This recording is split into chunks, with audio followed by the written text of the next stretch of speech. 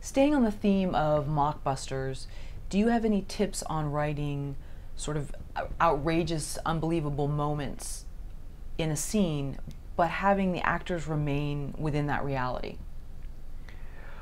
Well, that's the key to something like Sharknado is writing outrageous things and having the characters stay planted in the reality, and that's the narrow line we had to walk on that. I did it on Sharknado, and I think one of the reasons that they really wanted me to do Sharknado is I had done exactly that on my independent film, Mutant Vampire Zombies from the Hood.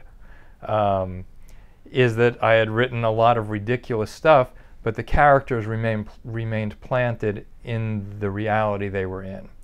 If the actors start winking at the camera, I didn't do that right. It should have been, if the actors start winking at the camera,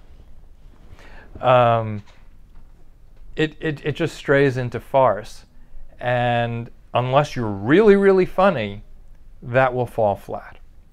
On the other hand, if you play it too seriously and it's not self-aware enough to know what it is, then that falls flat.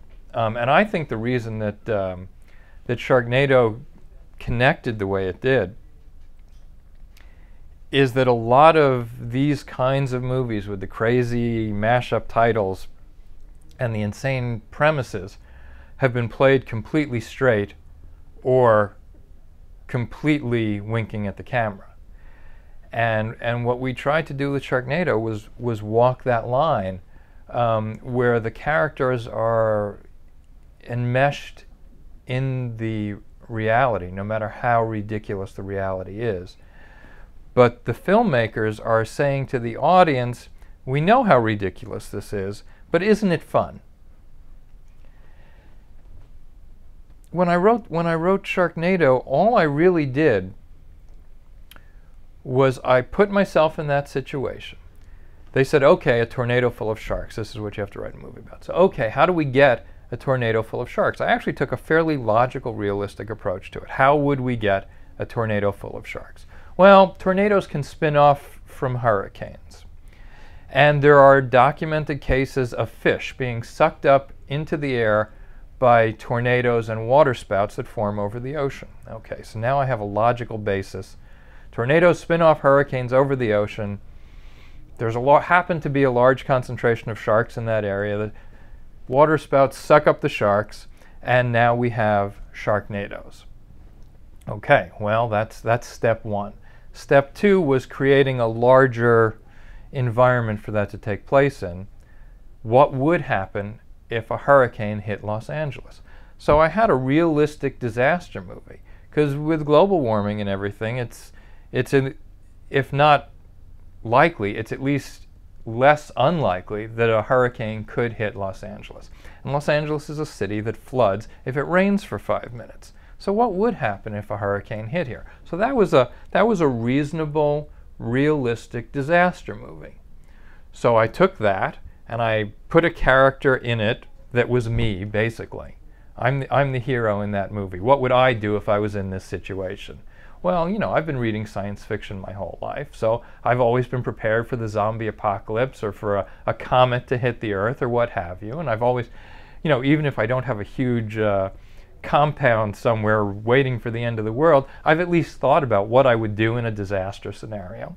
So, okay, I took some of that and put that in there and gave Finn my motto, Semper Paratus, which means always prepared. And I took this realistic approach to it, and then I added the unrealistic Sharknadoes. And all I really did was say to myself, okay, what would I do if this actually happened? And then the difference between this and a realistic disaster movie is that when you get to the point where you say, this is ridiculous, this could never happen, this isn't believable, this isn't realistic, you don't worry about that. You just keep going. As long as the characters stay in that reality and address what's happening to them in a believable fashion, as long as you as the audience can say, yeah, that's what I'd do if a tornado full of sharks started coming at me, Or at least that's what I would do if I was really brave and I was forced to not hide. What would I do if a tornado full of sharks was coming at me? Writing Sharknado, you still have the same dramatic requirements of any good movie. You still need to develop character. It still needs to go from point A to point B to point C. The characters need to be in jeopardy. They have to develop as they go along. You have to build suspense. You have to reveal things as you go. You have to reach a climax where it looks like the characters are, you know, shit out of luck and they're going to die. You have to follow all the same requirements of good screenwriting. You simply don't have to stop when you get to the point where it stops, where it would ordinarily stop being realistic or believable. We get to keep going. So it's a